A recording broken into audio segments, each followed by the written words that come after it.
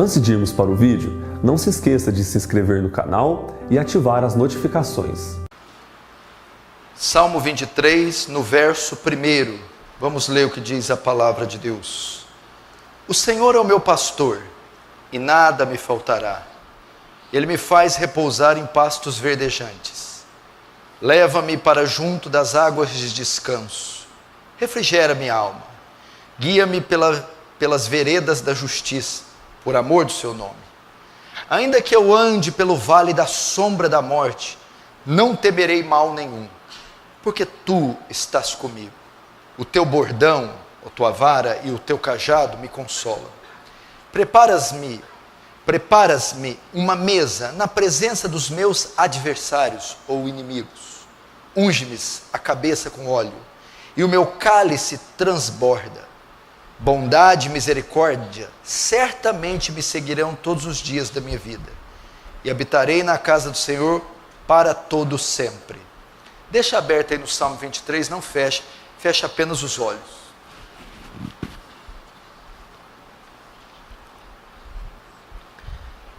Pai Santo, diante do Senhor nos colocamos nessa noite de domingo, cônscios da nossa dependência, da nossa insignificância, da nossa urgente necessidade de graça.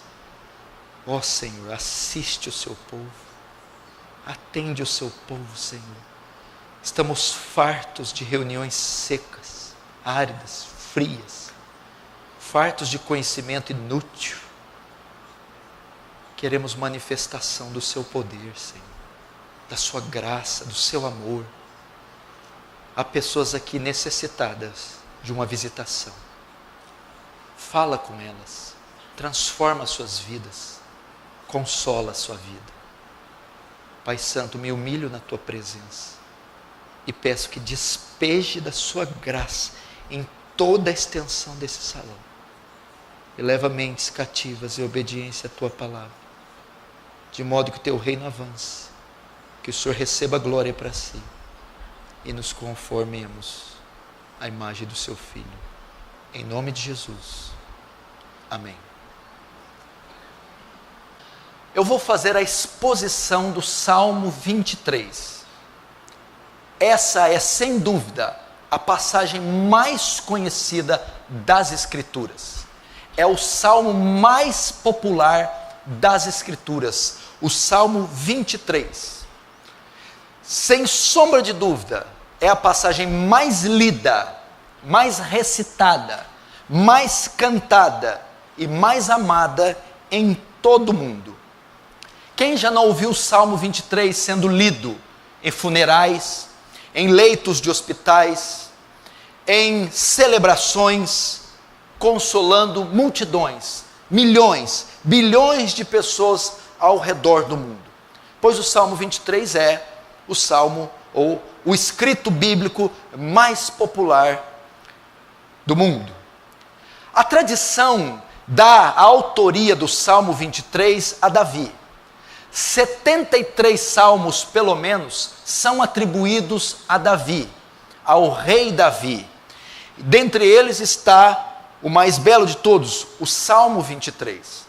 A data que foi escrito o salmo e o pano de fundo são incertos, pois não há material, não há detalhes no salmo ou na história que apontem para quando foi escrito, a data ou o pano de fundo em que foi escrito.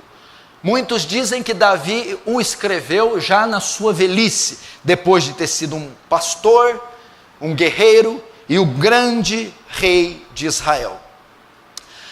A posição que o Salmo 23 ocupa, ela é muito interessante e muito importante. O Salmo 23 faz parte de uma trilogia sobre Cristo.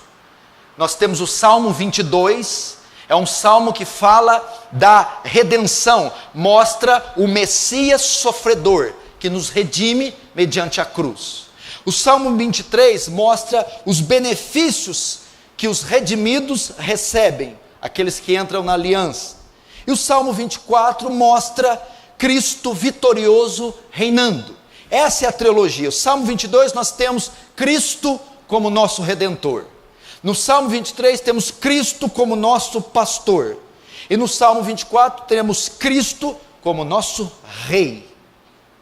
O que acontece? No 22, depois de Cristo ter morrido na cruz, depois de termos aquela profecia sobre a vinda do Messias, ele sendo rejeitado pelo Pai, sofrendo a ira de Deus, morrido na cruz, ali o Salmo 22 mostra a redenção, ele nos compra por um alto preço. Então, depois de ter feito isso no 22, e constituído um povo para si, agora, o Salmo 23, ele vai conduzir este povo até a eternidade, e vai prover para aquele povo tudo aquilo que for necessário. Então no 22 ele redime e toma para si um povo. Agora no 23, ele apacenta, ele conduz esse povo, e ele provê o necessário para esse povo, até que esse povo entre no descanso, entre na glória.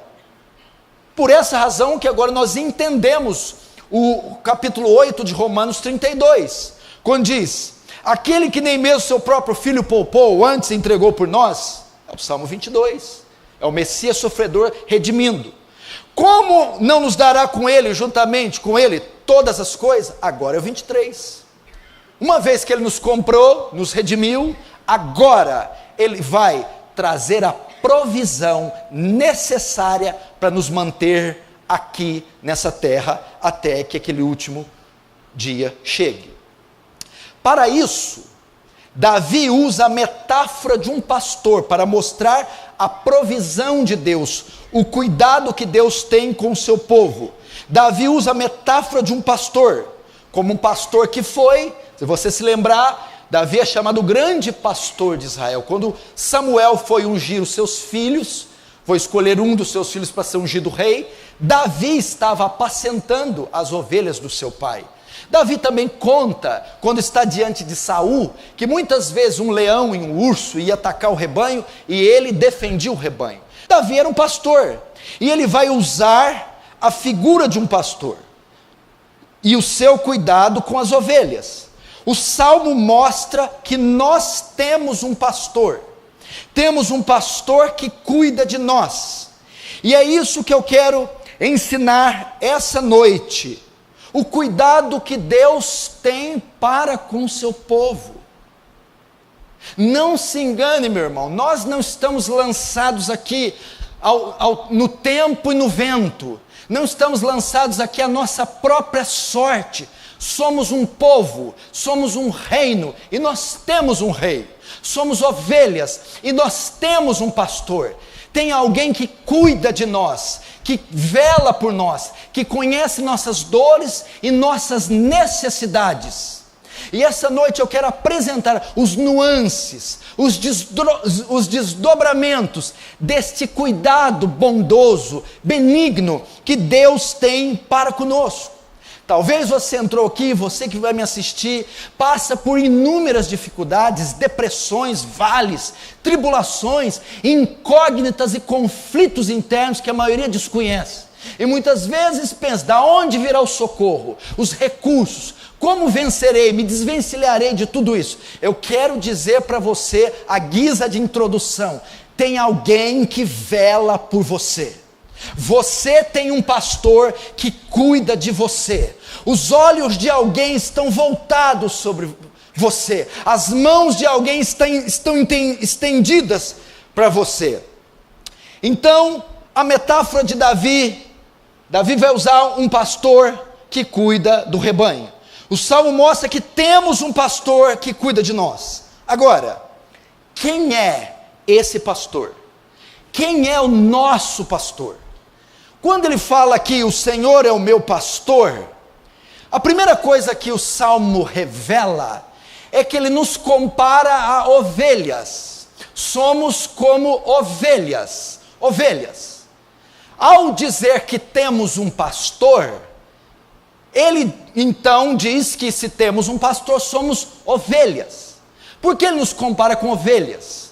Porque ovelhas são animais frágeis, débeis, que não têm velocidade, não tem impulsão, não tem presas, nem tem mecanismos de defesa, são muito limitadas. Nós somos assim. Desde que o pecado entrou na raça humana, nós nos tornamos limitados. Não estamos na nossa plena forma, com a nossa plena capacidade.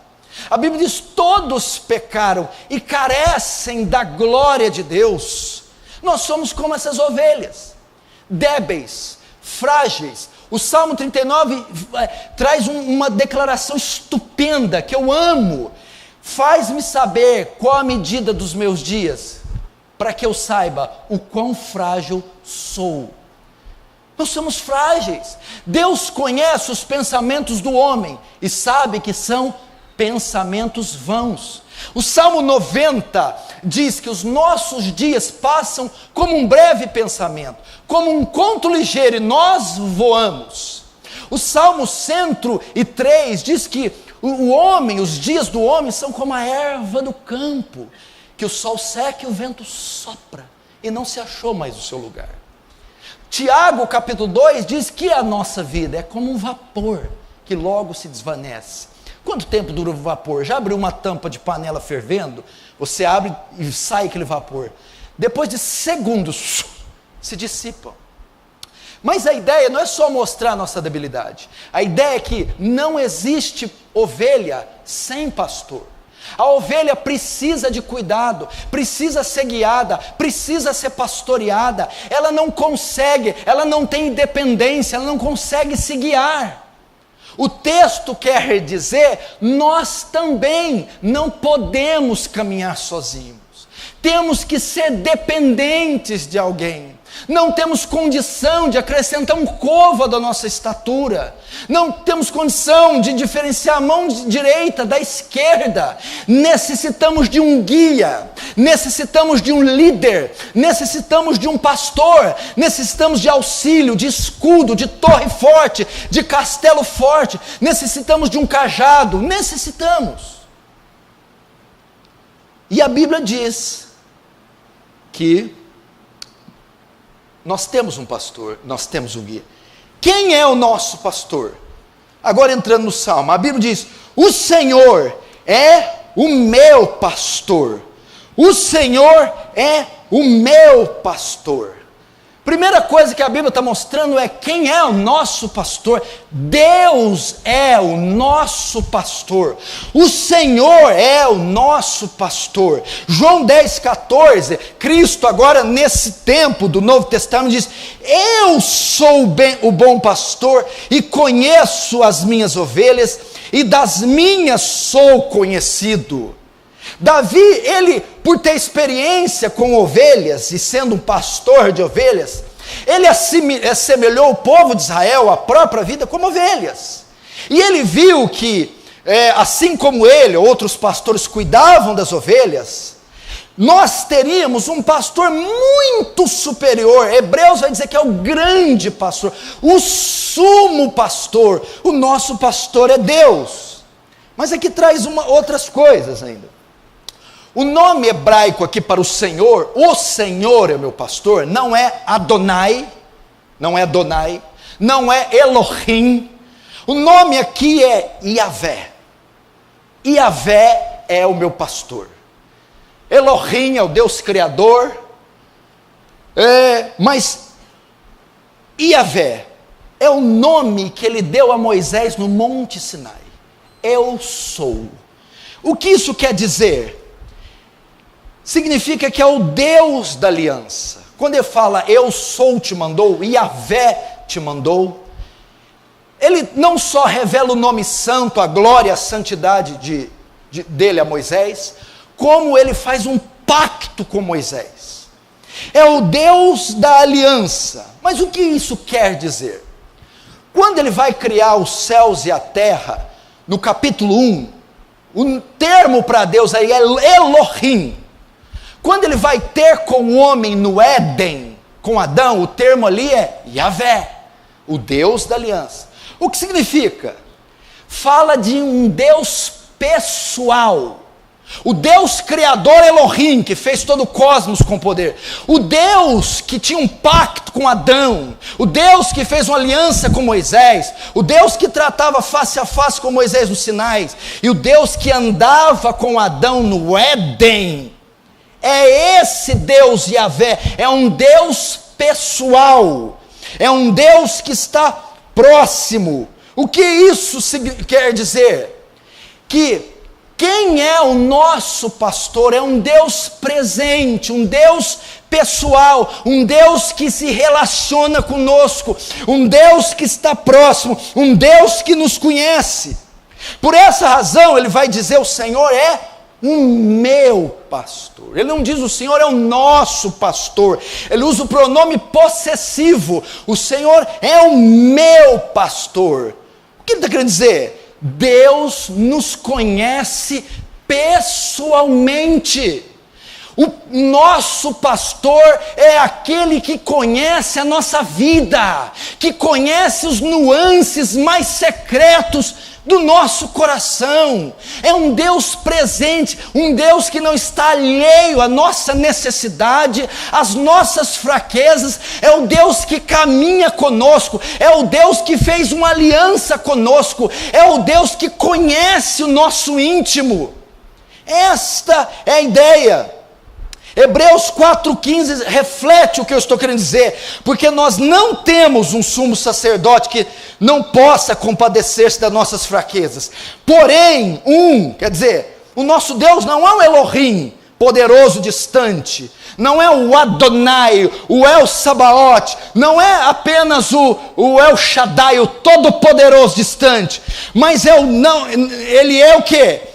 Porém, que como nós, em tudo foi tentado, mas sem pecado, e pode perfeitamente socorrer aqueles que estiverem em alguma tentação. Esse é o nosso pastor, é esse com quem você conta, que como você foi tentado em tudo, que conhece a sua intimidade, que sabe, que diz, meu irmão, que anda pelos corredores mais íntimos do seu ser, que conhece as gavetas fechadas e os porões escuros do seu ser, que sabe como está a sua vida nesse instante. É esse a quem Davi diz, é o meu pastor, é com quem eu tenho um relacionamento íntimo, pessoal e independente de outrem. Assim é com você. Quando Cristo morreu e o véu se rasgou, é inaugurada a nova aliança. A nova aliança trouxe para você o quê? O pacto, o novo pacto, te religou com Deus. Trouxe Deus presente até você. Que mais que o texto diz? O Senhor é meu pastor e nada me faltará. Presta atenção, antes de entrarmos no nada me faltará. Algumas traduções do hebraico, o termo nada me faltará está no gerúndio. No termo o Senhor meu pastor está no gerúndio, significando o Senhor está me pastoreando. Dá a ideia de continuidade. Não só o Senhor é meu pastor, não, o Senhor continuamente está me pastoreando. O Senhor me pastoreia continuamente. Eu quero dizer isso essa noite. Se você ingressou na aliança pelo arrependimento e fé, se você nasceu da água, do Espírito e você foi regenerado, se você é filho de Deus, o Senhor pastoreia você continuamente. Os olhos dele estão voltados para você dioturnamente. O Senhor não só pastoreou, não só chamou você, mas o Senhor pastoreou, pastoreia e pastoreará você para sempre. É um ato contínuo, é como um filho que sempre tem o cuidado dos seus pais. O cuidado de Deus está posto sobre você continuamente.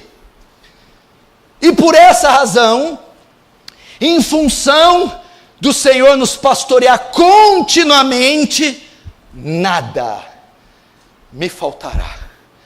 Agora, uma vez que eu tenho este Senhor que me redimiu, que me comprou, que tomou para si a minha tutela, a guarda, a minha filiação, agora entra em cena a provisão do pastor. Eu sou dele e ele é meu. Ele me comprou e me fez seu súdito, povo dele.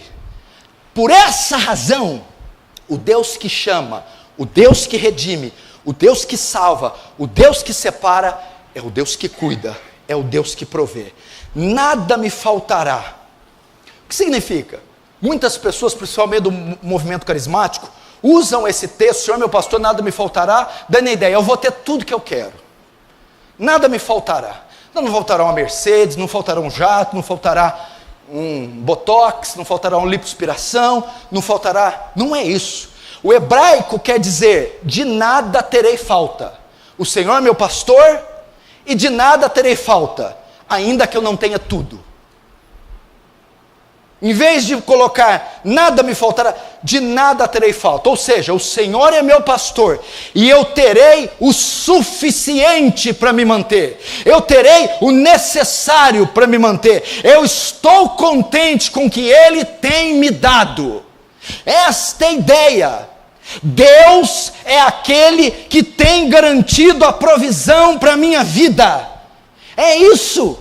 O Senhor é meu pastor e nada me faltará. Deus é aquele quem garante a minha provisão continuamente. De nada terei falta, mesmo que não tenha tudo.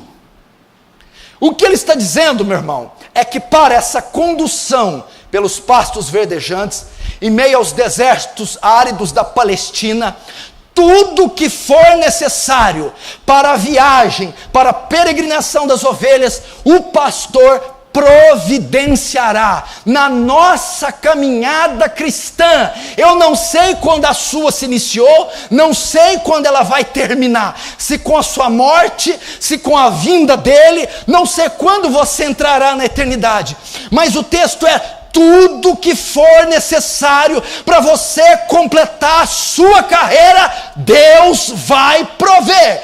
Tudo que for necessário para atravessar os desertos, vales da sombra da morte, tudo que for necessário para você chegar naquele último dia diante do trono dele, Ele vai conceder a você.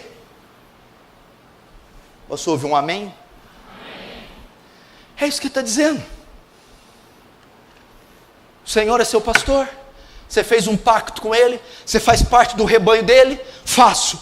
Então, você pode descansar, com respeito à sua provisão, assim como o pastor do Oriente, como Davi era, como José era, e tinha um rebanho aos seus cuidados, e ele, pastor do Oriente, zeloso com o rebanho, cuidadoso, tudo que o rebanho precisa, a tosa, o azeite para a ferida, a faixa para a pata quebrada, carregava no colo quando era possível, tirava os carrapichos, toda a provisão, verdes pastos, águas tranquilas, tudo que era necessário para as ovelhas.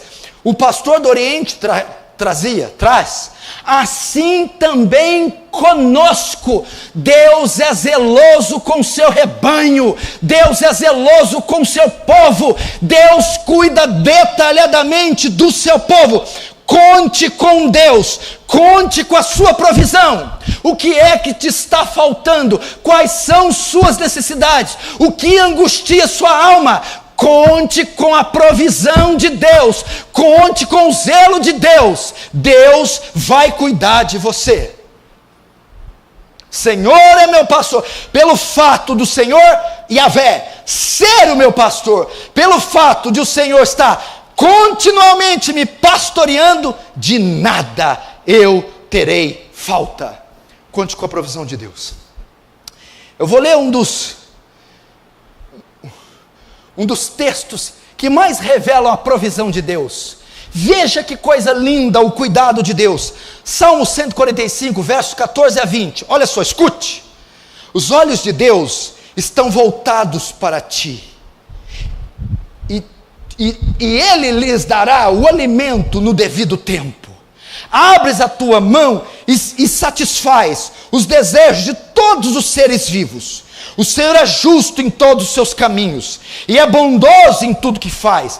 O Senhor está perto de todos que invocam com sinceridade. Realiza os desejos daqueles que o temem. Ouve-os gritar por socorro e os salva.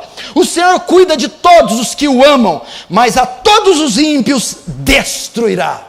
Veja a provisão, os olhos dele estão voltados para ti, e ele dará alimento devido no seu tempo. É o cuidado de Deus. Conte com a provisão de Deus.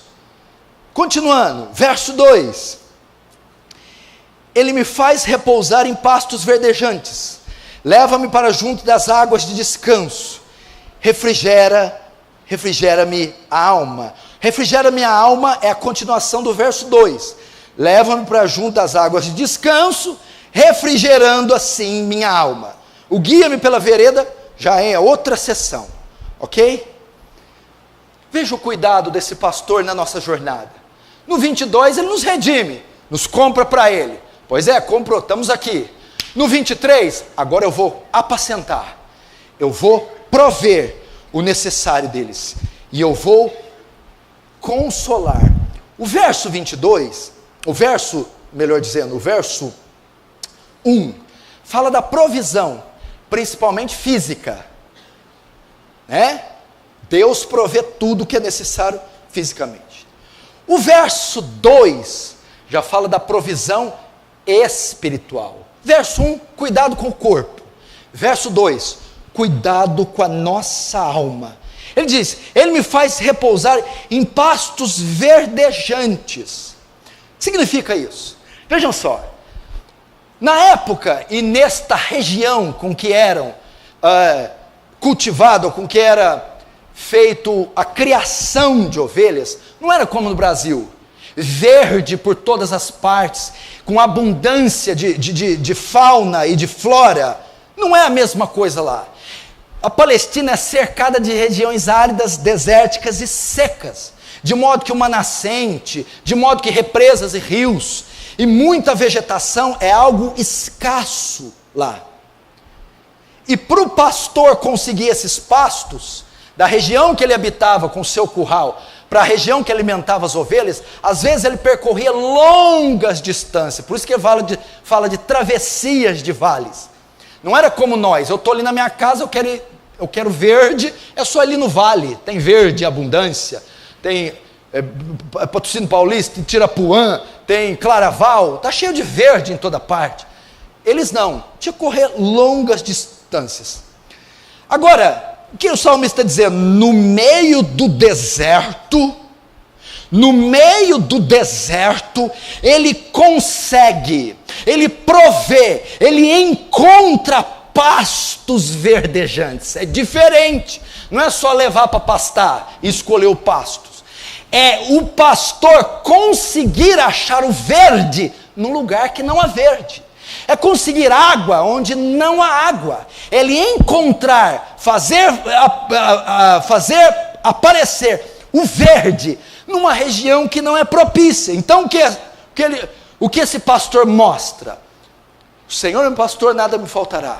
No meio de um deserto inóspito, árido, seco, infrutífero, ele encontra pastos verdejantes, ele me sacia no lugar deserto. Agora, que pastos são esses? Está se referindo a pastos físicos? Com relação à ovelha, sim.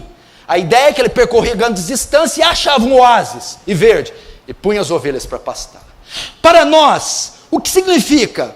Quando ele usa o termo repousar, ele me faz repousar em pastos verdejantes. A ideia aqui é o cuidado da nossa alma, no meio desse inferno que é esse mundo, no meio desse deserto inóspito, cheio de morte e violência. Ele nos faz repousar, ele sustenta a nossa alma.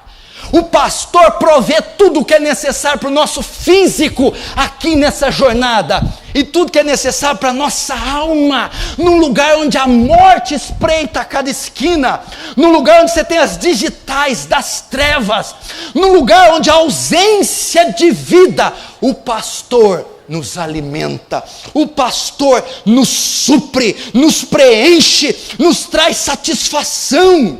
Essa é a ideia. Você não vê o tanto que as casas religiosas estão crescendo, as seitas, as formas alternativas de espiritualidade? As pessoas estão em busca de repouso, descanso, equilíbrio, e elas não conseguem. Por quê? É um mundo de morte, deserto, não há vida. Agora, aqueles que estão na aliança, que fazem parte do rebanho, estes serão conduzidos nesse deserto à satisfação da alma. Ele vai nos preencher, Ele vai nos encher. João 6,35, veja, e Jesus lhes disse: eu sou o pão da vida. Jesus é esse pasto. Aonde que o pão da vida estava aqui na época? No deserto. Onde era o deserto? Esse mundo caído. Eu sou o pão da vida, eu sou o pasto verdejante, e aquele quem vem em mim, aquele que come da pastagem que eu der, não terá fome, e quem crê em mim, jamais terá sede. Eu quero dizer algo aqui, querido: satisfação nesse mundo, só em Cristo, completude, realização, preenchimento, felicidade, só se alimentando de Cristo, só em Cristo, e fora dele não há provisão. Essa aqui é a ideia. Tem alguma necessidade física aqui essa noite? Nada te faltará. Tem algum vazio na sua alma? Uma tristeza latente, aguda, tenaz? Falta-lhe algo? Pois eu estou te conduzindo por meio dessa palavra aos pastos verdejantes. Cristo, o pão da vida. É Ele quem preenche o vácuo, o vazio. É Ele quem farta, completa. É Ele. Que mais? Leva-me para junto das águas de descanso. O que significa isso? Então o pastor na Palestina, no meio daquele deserto, tinha que caminhar longos percursos para encontrar pastos, e ali levava. Só que as ovelhas tinham sede, caminhando horas no sol escaldante, também precisavam saciar sua sede. Mas elas não podiam beber em qualquer lugar. Por que ele usa o termo águas tranquilas? Ele está fazendo que não podiam ser águas com grandes correntes, águas turbulentas. A ovelha era um animal tão frágil. Ela não possui garra, não possui presas, ela não possui velocidade, ela não consegue se defender. Era um animal indefeso, a tal ponto que ela tinha medo das correntezas, e às vezes morria de sede, por medo de beber água das correntezas. E o que acontecia? O pastor então tinha que procurar uma nascente, ou um riacho, ou um açude, onde as águas eram pacíficas, calmas, para que as ovelhas pudessem beber sem se assustar com o barulho das correntezas, e assim matarem a sua sede. Algumas tinham tanto medo, que tinham medo do próprio reflexo na água, viam um reflexo e não podiam beber, saíam correndo. Então o pastor tinha que levar estas ovelhas longe do barulho das correntezas. Por isso ele usa o termo águas que descansam, águas tranquilas, águas de descanso.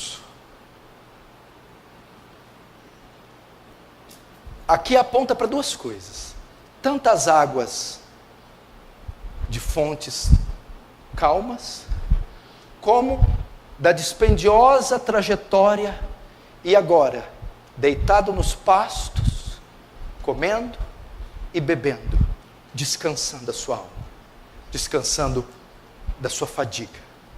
Então o pastor provia para elas os dois elementos principais para a vida orgânica: a comida e a bebida. E, enquanto comiam e bebiam, repousavam, descansavam. Irmãos, primeiro, pastos verdejantes sustenta a nossa alma. Segundo, Cristo é o nosso descanso.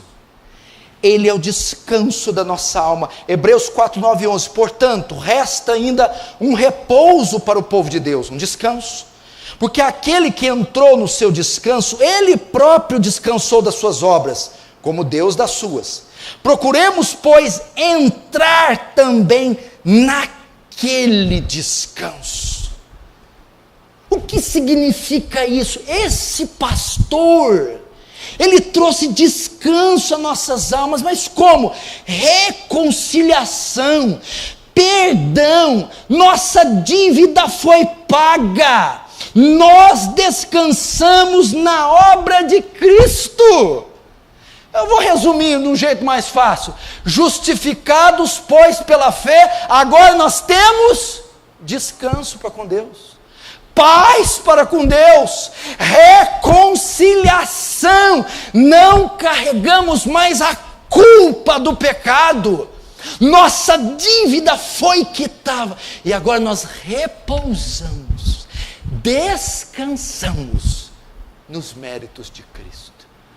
Você sabe que eu tenho crescido nisso a cada dia, a cada mês, porque soteriologia é o meu alvo, é o meu forte, é o tema que eu mais estudo e mais prego. Esses dias eu estava meio... Tem dia que você está igual um garnizé, né? E eu estava ali, e estava orando, e estava falando: eu sou salvo, sei que sou salvo, ninguém vai me tirar a salvação, minha dívida está paga. E eu fiquei num momento ali tão gostoso, que toda a culpa se dissipou. Eu entendi ali, parece que naquele momento, nenhuma acusação pode ser feita contra os escolhidos de Deus, pois é que Ele quem justifica. Irmãos, e por essa razão, o que tem a ver com o texto? Quando você tem convicção que a dívida está paga, quando você tem convicção que a culpa foi tirada e que ninguém pode te condenar, você descansa. Descansa. Você tem paz. Paz com Deus. Você não fica com medo de um carro bater, do avião cair. Você não fica com medo dessas loucuras. Você tem paz. E veja só, para completar, Ele me faz repousar em pastos verdejantes, leva-me para as águas de descanso, e que mais? E ali refrigera minha alma, refrigera minha alma. Veja só, a situação das ovelhas, às vezes, era tão difícil. Veja só, estava vindo na caminhada escaldante, medo da correnteza, do reflexo. As que tinham medo do reflexo, o que o pastor fazia? Leva-me junto das águas de descanso, e ele tinha que pegar água com a mão e dar na boca da ovelha. Leva para as águas de descanso e refrigera a minha alma. Dá ela de beber, refrigera, joga um pouco em cima, refrigera. O pastor fazia isso. A palavra refrigera e a palavra alma, a palavra refrigera pode dar a ideia de cura, e a palavra alma aqui não é a parte imaterial, no hebraico não, quer dizer vida, vigor. Refrigera minha alma dá a ideia de renovo espiritual, alento, consolo em meio às tribulações. A ideia da alma que é vida, fôlego de vida, vigor. E a palavra refrigera é cura, ou seja, restaura o meu vigor, cura as minhas enfermidades. A palavra diz aqui que esse pastor é um Deus que restaura e é um Deus que renova. Aponta para Deus como um Deus restaurador. É um Deus que cura você, é um Deus que refrigera, traz alento para a sua alma no meio desse deserto. Irmão, você entrou aqui atribulado, cansado, esgotado, triste, combalido, caído, mas o Senhor, que é o seu pastor, Ele vai refrigerar a sua alma, Ele vai restaurar o seu vigor, Ele vai renovar você, Ele vai curar as enfermidades da sua alma. Mateus 11:28 mostra Cristo sendo o curador, o restaurador. Vinde a mim todos os que estáis cansados e oprimidos e sobrecarregados, e eu vos aliviarei, vos restaurarei. Isaías 40:29-31 mostra o Deus restaurador. Dá força ao cansado e multiplica as forças ao que não tem nenhum vigor. Os jovens, mesmo sendo fortes e vigorosos, se cansarão e se fatigarão, e as moças certamente desmaiarão de cansaço. Mas, entretanto, os que esperam no Senhor renovarão suas forças, subirão com asas como águias, correrão e não se cansarão, caminharão e não se fatigarão. Está cansado? Está abatido? Tem caído nos pecados? Tem sido vítima do assédio de Satanás? Suas forças se esgotaram até o limite? Você está cercado de inimigos e dragões ferozes? Falta-te reflexo? Irmão, este pastor que é o Senhor há de refrigerar você, restaurar o seu vigor, curar as suas feridas, erguer-te novamente.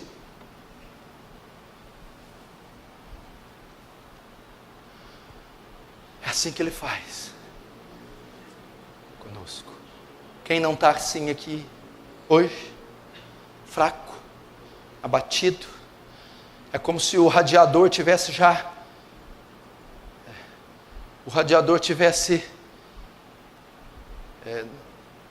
no vermelho, queimando, cansado, atribulado, abatido, desencorajado, fraco, oprimido, incrédulo, em pecados, com culpa.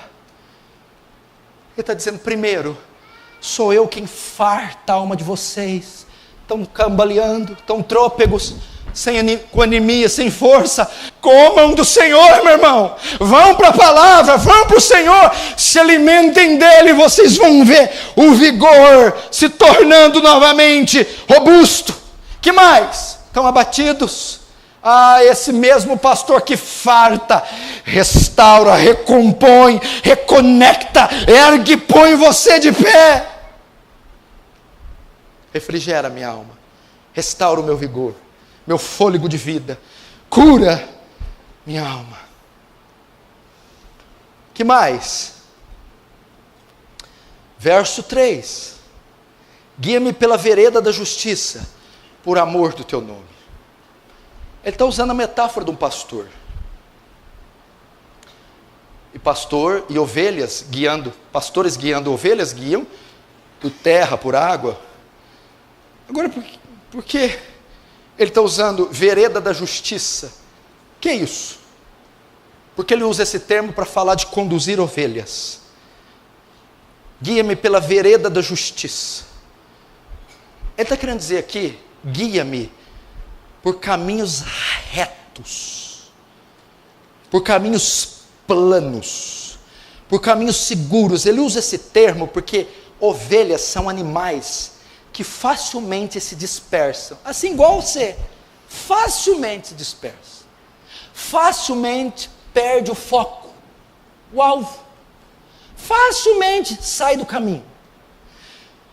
São animais muito frágeis, que se perdem, que saem do caminho, caem em buracos, precipitam-se em abismos, e às vezes se intrometem em caminhos de animais perigosos, são picados por uma cobra ou devorados por leões.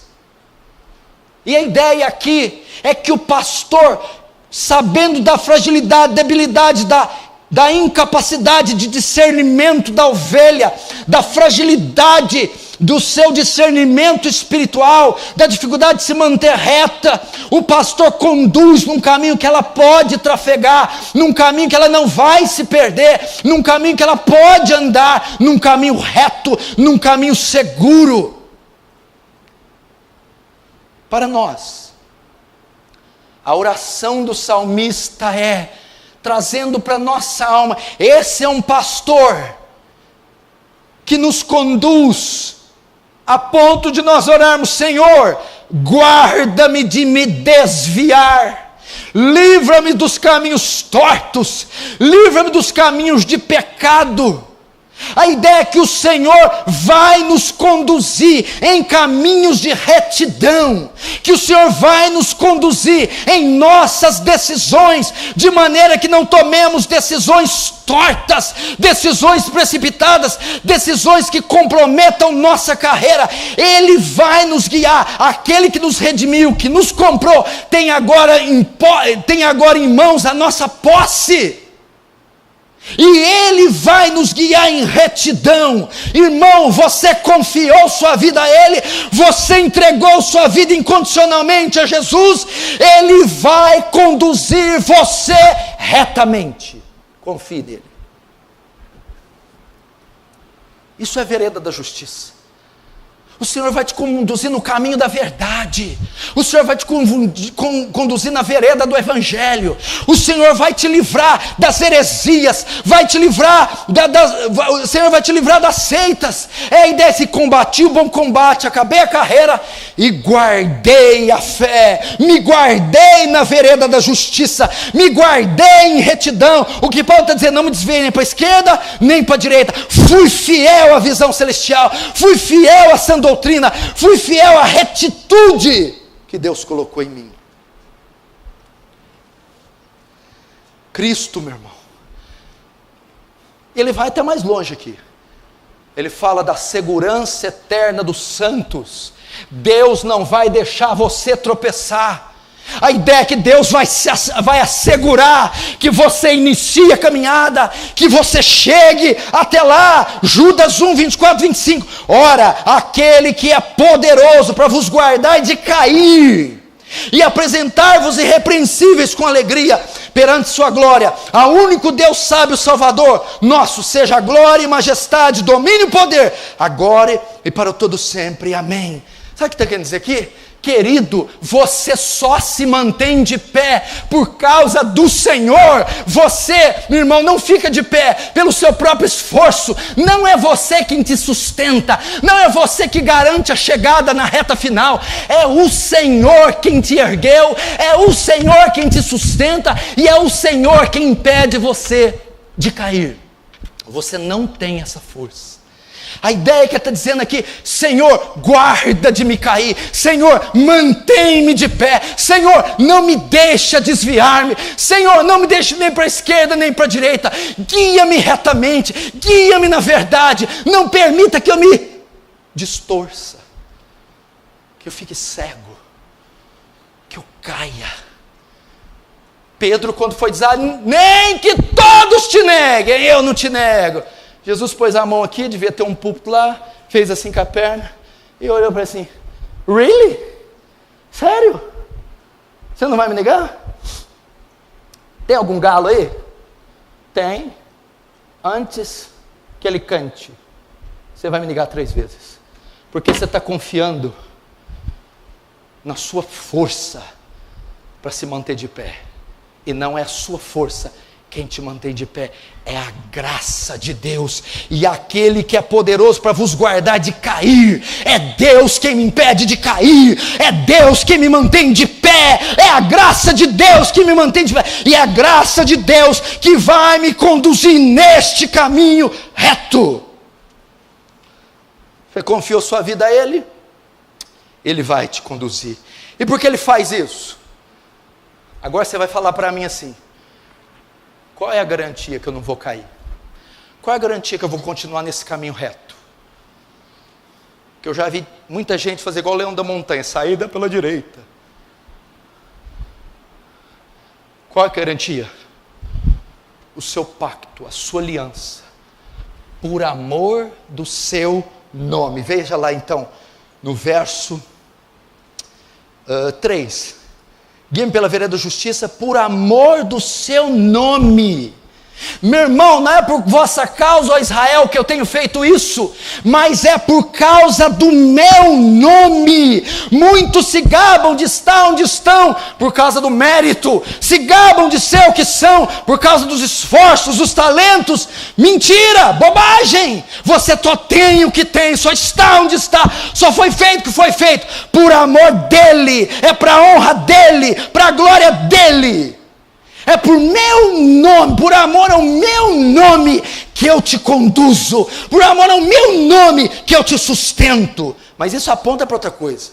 Primeiro aponta para a soberania, supremacia, autossuficiência, glória de Deus. Tudo que Deus faz é para louvor da sua glória. Mas isso aponta para outra coisa. Por amor do meu nome significa o quê? Eu vos conduzirei por causa da aliança que eu fiz com vocês, por causa do pacto que eu tenho com vocês. O Deus que nos tirou do Egito é poderoso para nos botar em Canaã. O Deus que fez uma aliança no Sinai, dizendo: eu botarei esse povo na terra que mana leite e mel. Ele vai e bota. É a aliança que ele tem. Então essa é a certeza que nós entraremos, que nós atravessaremos, que nós nos manteremos de pé e que Ele vai nos conduzir pela vereda da justiça. A fidelidade que Ele tem ao seu pacto, a sua aliança. Aqui se prega pouco disso, eu vou fazer uma série sobre pactos, as alianças de Deus. Isso é uma linguagem muito forte no Antigo Testamento, e para o povo hebreu, pacto, concerto, aliança. Deus tem uma aliança inquebrável, Ele fez essa aliança, e por causa dessa aliança, temos a garantia, não vamos cair, não vamos ficar para trás, nós vamos entrar, quem crê nisso diz amém. Caminhando para o final, verso 4. Agora, a trajetória da ovelha passa pela sua primeira intempérie, pelo seu primeiro percalço. Verso 4. Ainda que eu ande pelo vale da sombra da morte, não temerei mal algum, porque tu estás comigo, o teu bordão e o teu cajado me consolam. Ainda que eu ande pelo vale da sombra da morte. Veja só, Israel, a Palestina, tem um relevo cheio de variações. Não é muitas vezes como os nossos planaltos aqui. Aquela região no Oriente, o seu relevo é cheio de variações. E é um contraste de precipícios, vales, montanhas, ladeiras. Você tem altitude, você tem o nível do mar, uma discrepância muito grande aqui do Ocidente, que fazem daquele lugar que o pastor conduzia as ovelhas, um trajeto muito perigoso. Então, ou seja, tanto na ida, mas principalmente na volta, quando o pastor acabava de dar água para as ovelhas, isso no Oriente Médio, e as pastagens verdes, ele teria que voltar e passar por esses relevos, onde ele encontravam trajetos perigosos que colocavam em risco a vida das ovelhas. O termo aqui, ainda que eu ande pelo vale da sombra da morte, não traduz muito o que o hebraico quer dizer. Ainda que eu ande pelo vale da sombra da morte, fala, eu posso andar e não posso andar.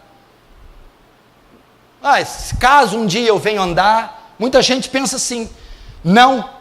O hebraico traz a ideia assim, e quando eu andar, ou seja, está dizendo, a ovelha vai passar pelos precipícios, depressões, vales rochosos, escuros, ela vai passar lá.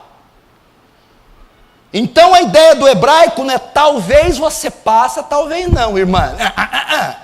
Todos irão passar. A ideia, ainda que eu andasse pelo vale da sombra da morte, não é. E quando eu andar, primeiro vale, precipícios, penhascos, segundo sombra, grandes depressões onde não batia o sol, eram trajetos escuros, e morte, vale da sombra da morte, riscos constantes de morte, por quedas, por leões ou por serpentes. Ainda que eu andar, mesmo que eu andar, primeira coisa que eu aprendo aqui, garoto e garota, condicione a sua mente a passar tribulação. Sabe por que você muitas vezes é essa marmota? Porque eu acho que te ensinaram, lá na minha casa não, no meu casamento não, nesse coração aqui não, no meu carro não. Quem te falou? Quem te falou? Com o meu filho não, no meu emprego não. Querido, com o seu filho sim, no teu casamento sim, no teu corpo sim, todos nós estamos sujeitos. Jesus disse, no mundo, o que é isso, Jesus? No mundo, aqui aonde? Aqui, da hora que nascer, hora que morrer, o que tem? No mundo, tereis aflições. Condiciona a sua mente, mesmo que eu andar, e quando eu, querido, o dia mal vai bater na tua porta cedo ou tarde. O dia mal chegou para Davi, para Sansão, chegou para Elias, chegou para Pedro, chegou para Jesus, chegou para Paulo.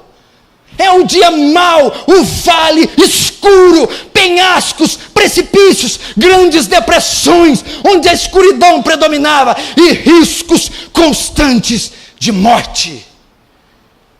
É assim a trajetória de um pastor com seu rebanho. E é assim que Deus nos conduz.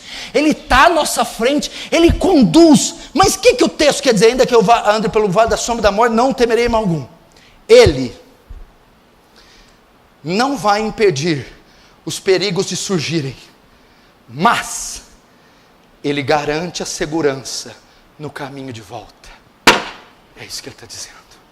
Eu não vou impedir a tragédia, o bandido, a enfermidade, a dor.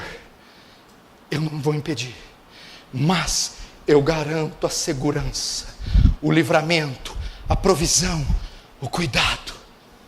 Por isso Ele vai dizer, não temerei perigo nenhum, não temerei mal, ainda que eu ande pelo vale da sombra da morte, tá, mesmo que eu atravessar isso, quando esse dia chegar, eu não temerei mal algum. Agora, por que mesmo em um lugar tão perigoso, ele não temerá? Mesmo passando por precipícios, penhascos, encontrando leões, grandes depressões onde a escuridão reinava, e até com risco de morte, mesmo assim, ele não temerá mal algum. Porque nós, mesmo cercados, igreja, de tanta escuridão, de tanta maldade, de tanto ódio, de tantas intempéries, nós não temos que temer. Porque você, hein? Porque mesmo com o demônio babando no seu pescoço, mesmo com esses exames, mesmo com tudo perdido, tudo contrário, mesmo você afundando em tanta dificuldade, porque ainda assim você não deve temer. Por quê? A resposta está aqui. Não temerei mal algum, verso 4. Porque tu estás comigo. Só isso. Só isso. Quem nessa terra pode dizer isso? Quem pode dizer? Os muçulmanos não podem dizer isso. Os ateus não podem dizer isso. Os bruxos, os ímpios, multidões e multidões não podem. Mas eu e você podemos estufar o peito e dizer: tu estás comigo. Vai vir a tempestade, os barcos vai a pique e toda aquela turbulência, mas tu estás no barco, tu estás lá junto comigo. Tu estás comigo. É o Salmo 84, 5, 7, olha só. Bem-aventurado o homem cuja força está em ti, e em cujo coração estão os caminhos aplanados, que passando pelo vale árduo, faz dele uma fonte, uma fonte, a chuva também enche os tanques, vão indo de força em força, cada um deles em Sião aparece perante Deus. Deus está com você, meu irmão. Deus está aí, meu irmão. Deus bateu, Deus tomou sua mão, desceu na fornalha e caminha com você dentro do fogo. Isaías 43, 2, 3, quando passares pelas águas, não diz que não vai passar, quando passares, tudo bem, vai passar, mas eu estarei contigo. Quando passar pelos rios, os rios, meu irmão, vão ser caudalosos da sua vida, mas eles não te submergirão. Quando passares pelo fogo, nem do fogo ele vai te poupar, todavia, não te queimarás, nem a chama arderá em ti, porque eu sou o Senhor teu Deus, o Santo de Israel, o teu Salvador. Dei o Egito por teu resgate, e a Etiópia e a Seba em teu lugar.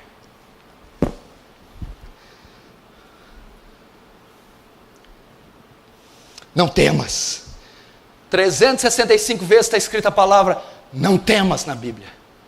Uma vez para cada dia do ano Deus diz, não temas. Não temas. Ontem ele diz não temas, hoje ele diz não temas, amanhã ele vai dizer não temas, eu te sustento com a destra da minha justiça. Não temas. Não temas. Por que duvidais? Porque vocês são tímidos. Aqui para os discípulos, acabando com eles. Você está de brincadeira comigo, né? Sabe por que Jesus ficou bravo? Sabe por que ficou bravo, Eric? Não foi por causa da tempestade, não foi por causa dos barcos rolando, foi deles ter ficado com medo. Mas sabe por que ele ficou bravo? Vocês não viram quem estava deitado ali dormindo, não? Hã? Vocês não viram quem estava aqui no barco deitado? Quem? Eu. Como é que vocês podem ter medo, tendo eu a bordo? Tendo eu presente, eu estou dentro. Jesus estava assim, pegando nas barbas de Pedro. Pedro, qual a probabilidade desse barco afundar comigo dentro dele, Pedro? Será que passou pela sua cabeça que vocês todos iam morrer comigo aqui dentro? Deus está falando para você. Não temerei mal algum, porque tu estás no barco comigo, tu estás à frente dessa empresa comigo, tu estás mediando essa família comigo, tu estás aqui agora comigo. Não precisa temer. Que mais? Por que ele não temia? Teu bordão e teu cajado me consolam. No meio desse precipício, está lá o pastor vindo e as ovelhas. E buraco, escuridão, e aquele negócio, ovelha, eu não tenho medo. O pastor está comigo. E o bordão e o cajado estão comigo. O que significa? O cajado tinha 3 funções. Muitos cajados desse pastor eram revestidos na ponta com uma lança, para proteger de animais ferozes. Os cajados eram envergados. Quando a ovelha caiu num buraco, o pastor vinha, segurava aqui, encaixava ela naquele, igual guarda-chuva, tirava a ovelha. E o cajado também, irmão Ângelo, o branco, comprido, igual aquele que você tinha, quando o Mateuzinho e o Luquinha saía da linha, cajado era para dar na ovelha, quando ela estava sassaricando. Ovelhinha queria ir ali naquele penhasquinho. O pastor, volta. Por que ele não vai temer mal algum? Porque nessa trajetória, no vale da sombra da morte, eu tenho a proteção de Deus, a lança, a salvação de Deus, Ele recolhe, e a disciplina de Deus, Ele castiga. Ele me guarda do mal com a lança, me dá livramentos quando Ele recolhe com o cajado, e me aplica disciplina amorosa quando eu desvio. nenhum mal eu temerei, porque aquele que atravessa o vale, ele me guarda do mal com o seu cajado, ele me recolhe, me dá livramentos quando eu estou em situação de perigo, e ele me disciplina amorosamente quando eu vou me desviar dos seus caminhos. Hebreus 12, 5, 6, e já vos esqueceste da exortação que argumenta convosco como filhos. Filho meu, não desprezes a correção do Senhor, e não desmaies quando por eles for repreendido, porque o Senhor corrige, açoita, disciplina qualquer que recebe por filho. Irmãos, temos um sumo pastor que nos conduz, está com seu cajado para nos livrar, nos proteger e nos disciplinar. Não tema mal algum, você está sob os cuidados de Deus. Verso 5, estou terminando, não fique bravo. Preparas-me uma mesa na presença dos meus adversários. Unge-me a cabeça com óleo e meu cálice transbordará. Veja só, aqui tem algo. Filho, pode sentar aqui. Prepara-me uma mesa na presença dos meus adversários. Unge-me a cabeça com óleo e meu cálice transbordará. Notem que agora Davi muda a metáfora. Até o verso 4 ele está falando de um pastor que conduz o seu rebanho. Agora aqui ele está falando de outra coisa, uma mesa na presença dos meus adversários. Por que ele está fazendo? Por que ele muda? Porque Davi quer aprofundar ainda mais seu raciocínio, e a figura do pastor não é suficiente. Agora ele usa, alguns estudiosos dizem que ele usa agora a metáfora da guerra. Soldados que ganharam uma batalha e vão se alimentar na frente dos inimigos. Outros dizem, a tradução mais segura é um convidado de honra recebido por um anfitrião. Nós somos os convidados, Deus é o anfitrião, Ele vai preparar uma mesa, é um banquete. A ideia é que aquele anfitrião que estava sendo perseguido ou pelo Estado ou pelos seus inimigos, agora é recebido por um homem rico, e esses inimigos estão à porta e não podem entrar nas propriedades do homem rico.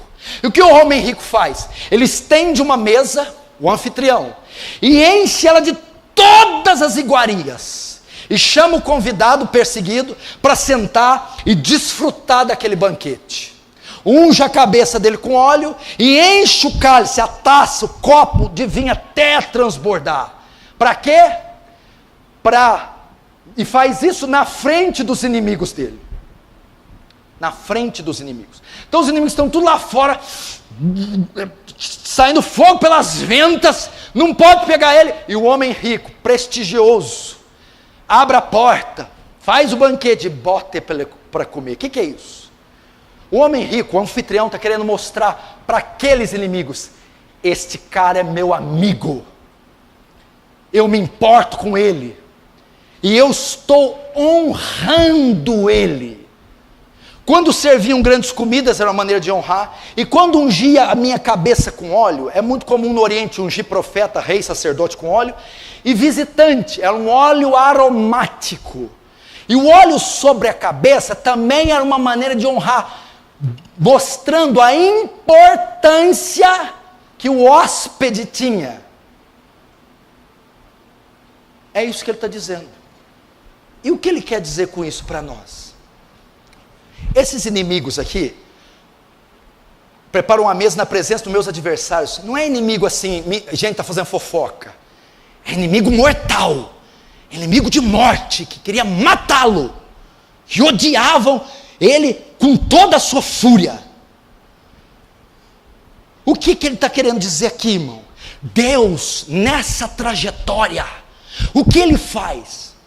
Para distinguir você do ímpio, o povo dele com o povo que não é dele, Deus concede honra a você, e Deus coloca diante de você uma mesa farta, ou seja, Ele abençoa você, de modo que os seus inimigos ímpios vão olhar sua prosperidade, suas bênçãos, e vão dizer: o que é isso que está acontecendo com ele? Deus assim está testificando o povo que é dele, e o povo que não é dele, e ele está te honrando. na frente dos ímpios, está fazendo com que você se destaque diante dos ímpios, está dando adendos, patentes, está condecorando você, para que nós venhamos nos distinguir dos ímpios. Ele recebia um convidado especial e ungia a cabeça com óleo junto da mesa, tratando o convidado com honra. Então um cálice transbordante. Sabe o que é o cálice transbordante? Todos os inimigos estão vendo que ele está recebendo com abundância, que ele é estimado, que o anfitrião não mede esforços para dar a ele. É assim que Deus faz. Ele veio para nos dar vida, e vida e abundância. Não há limites para Deus nos abençoar. Deus excede, é aquele que é poderoso para fazer muito mais que pedimos ou pensamos, segundo o poder que em nós opera. Eu vou resumir o que ele está querendo dizer aqui, que esse versículo. O Senhor nessa trajetória tem honra para você, vai te colocar numa posição de honra, vai fazer com que você se destaque, e esses que te perseguem, caluniam, zombam você, os ímpios, que mordem seus calcanhares, assistirão Deus honrando você, Deus levantando você, Deus distinguindo você e eles, em gênero e em grau. E sabe como eu vejo isso? A plenitude do Espírito, porque veja só, o óleo é uma marca, um selo, que o hóspede, o anfitrião colocava no hóspede. Deus nos unge com o Espírito, nos fazendo totalmente distintos. Isaías 61, 4 e 7. Fala do Messias e da nossa vida. Escute, é isso que quer dizer.